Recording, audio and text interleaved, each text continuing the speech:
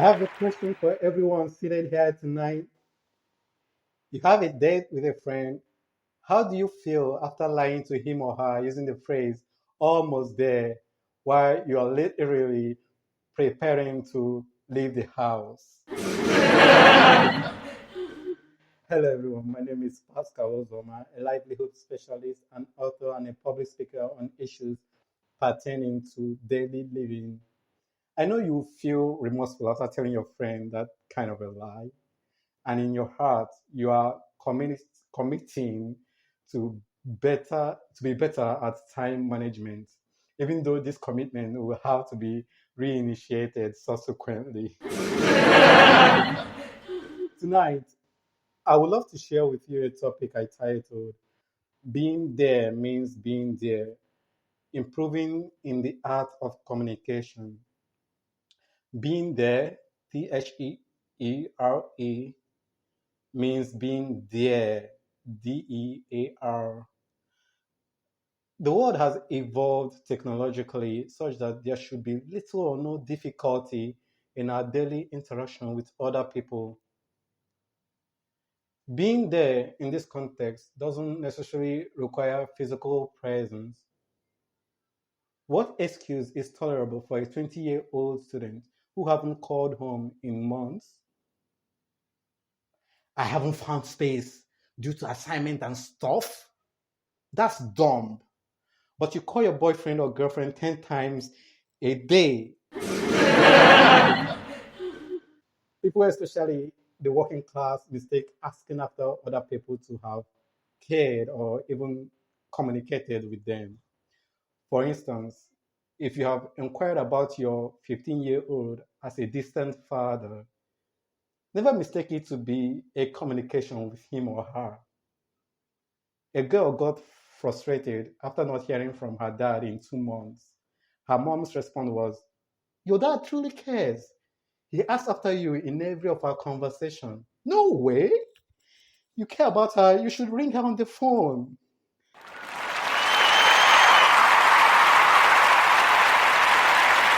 Yeah, yeah. No one forgets who placed a call for a conversation to be established. That little detail as capturing the effort someone made in starting a conversation never leaves the mind. Therefore, therefore, your communication takes a preferential pattern. If you send weekly reports to your boss, conversing with your 15-year-old daughter shouldn't be a problem. Those who treat communication to loved ones as a different kind of work end up not communicating at all. For example, once your boss inquires something that should be delivered the next week, it sends a trigger and you are found ruminating on it till that job gets delivered next week. But you haven't reached out to your wife who once complained that your daughter is having some difficulty with school. The reason you behave this way is because you think you are giving enough care just by putting yourself to work and placing food on the table. Your loved ones want to feel that closeness even while you are away. Anything less than 100% will discover you discover that you are almost losing them. Then it affects your mental health, and it could even lead to a job loss. Another thing I want to add before rounding up is the saying that where words can go, gifts can. I believe in this to an extent. I mean, you can't keep telling your heartthrob for you can't keep telling your heartthrob, I love you for a whole year. At least your instinct will tell you to sacrifice, but this has nothing to do with proving your love. Some guy had a breakup with his fiance and he kept berating about how ungrateful she was. I bought her a Mercedes on her 25th birthday. On her sister's birthday, I spent money shopping for both of them. and other blah blah blahs. This means this guy has measured his love in things. Love should be unquantifiable.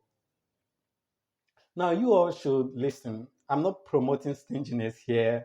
Well, Pastor told me love is unquantifiable. There's nothing wrong in gifting nothing. I never said that. Either ways, I'm not saying empty your bank accounts. How do you feel always being the one to start a conversation? It feels depressing, right? When someone you cherish prefer to watch your online statuses without engaging. Some people are so egoistic when it comes to starting a conversation. I mean, you know you are needing someone to talk to. Why not start a conversation? But no, you want them to ask how you are doing, which often does not come and further plunges you into depression.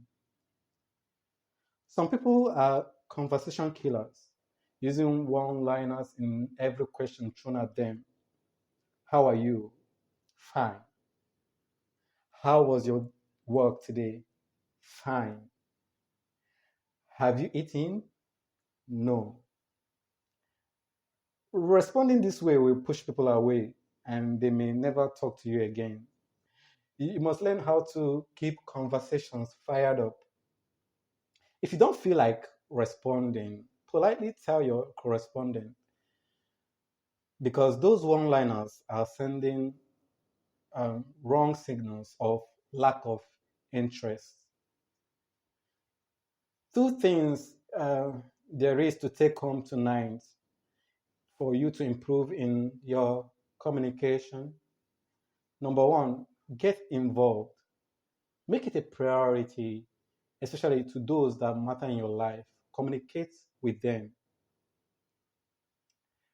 Number two, gifts can go a long way. It can be used as a means of communication, but you have to apply caution while taking this step. My last words tonight, do ensure that your family, friends, or partners at workplace are not denied of effective communication. Thank you very much.